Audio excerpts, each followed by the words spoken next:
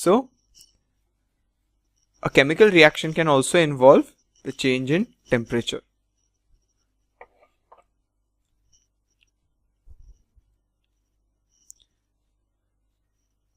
And lastly, it can involve the evolution of a gas. Now you'll see that you take a zinc granule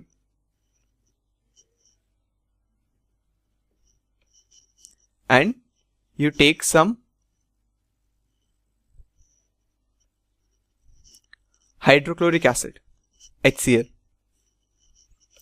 and you dip this green zinc granule in this hydrochloric acid. You'll see that you should actually take this conical flask. I'll tell you why. Because you can put a cork in it and then you can take this outlet from the conical flask. So you put this zinc granule in this and see what comes out of this pipe. You'll see that a gas will come out of this pipe. And if you bring a burning matchstick near this gas, it will burn with a pop sound. And with this pop sound, you get to know that it's hydrogen gas, H2. Because zinc will react with hydrochloric acid and it will form zinc chloride and it will evolve hydrogen gas.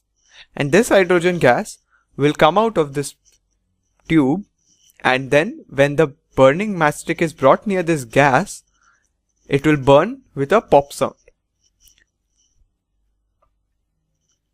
So in this chemical reaction, there is an evolution of gas.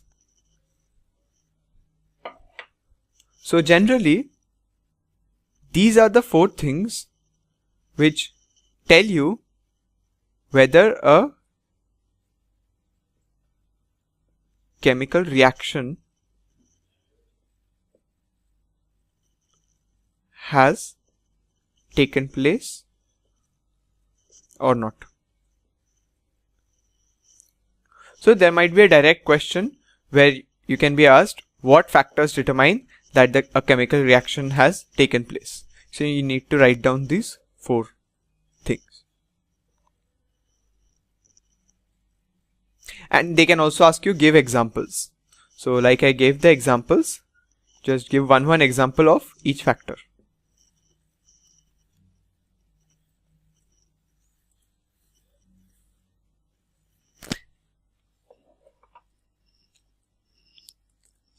Now we come to, this was about chemical reactions.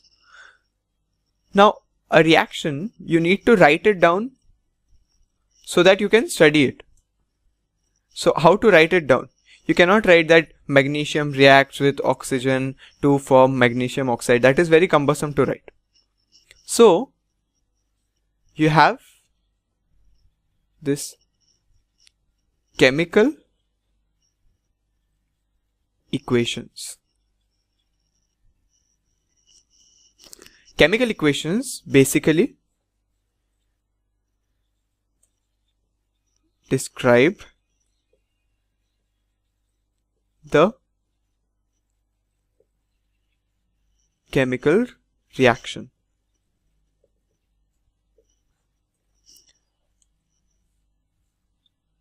So in chemical equations, what you do is that you write the reactants. The reactants, that means the substances which react, undergo the reaction.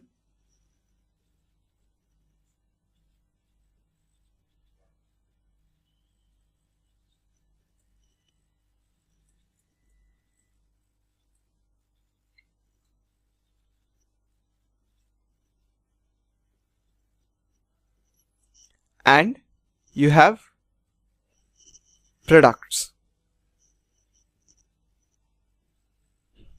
That means substances formed after the reaction has taken place. So you have reactants and products. What you do, you just keep an arrow between the reactants and the products where the arrowhead points towards the product. It means that the reactants have changed into the products. And reactants, they can be many in number, so you divide them with plus signs. Like X plus Y plus Z, and gives, suppose, some A. And you can have multiple products, so it can be A plus B plus C, like this. And if you have a catalyst or something sort of a thing, a catalyst means which just helps in the fastening of the reaction. It just increases the rate of the reaction. It does not take part in the reaction. So you write that catalyst on the arrowhead. Like, heat can also be a catalyst.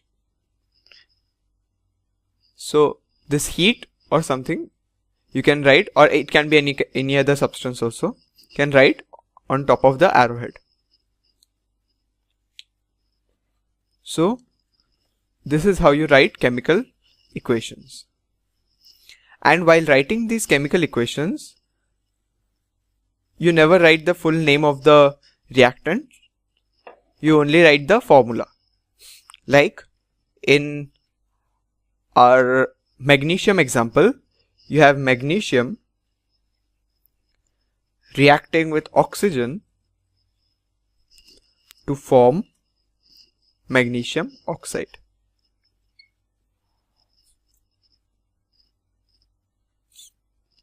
So this magnesium reacts with oxygen to form magnesium oxide. Reactants, products separated by plus signs, arrowhead pointing towards the product. But writing this reaction, this is incomplete. Why? Because you see that on the left hand side there are 2 oxygen atoms, and on the right hand side there is only 1 oxygen atom. Magnesium is okay, both are equal on both sides, but here there is some difference in the number of atoms of oxygen. So what you need to do is you need to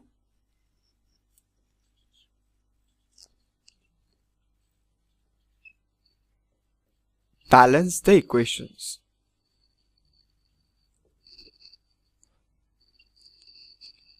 What do you mean by balancing the equations is that making the number of atoms of each element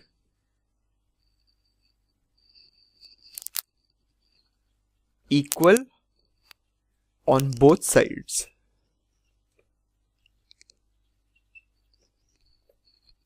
You should make the number of atoms of each element in the reactants as well as the products equal on both sides.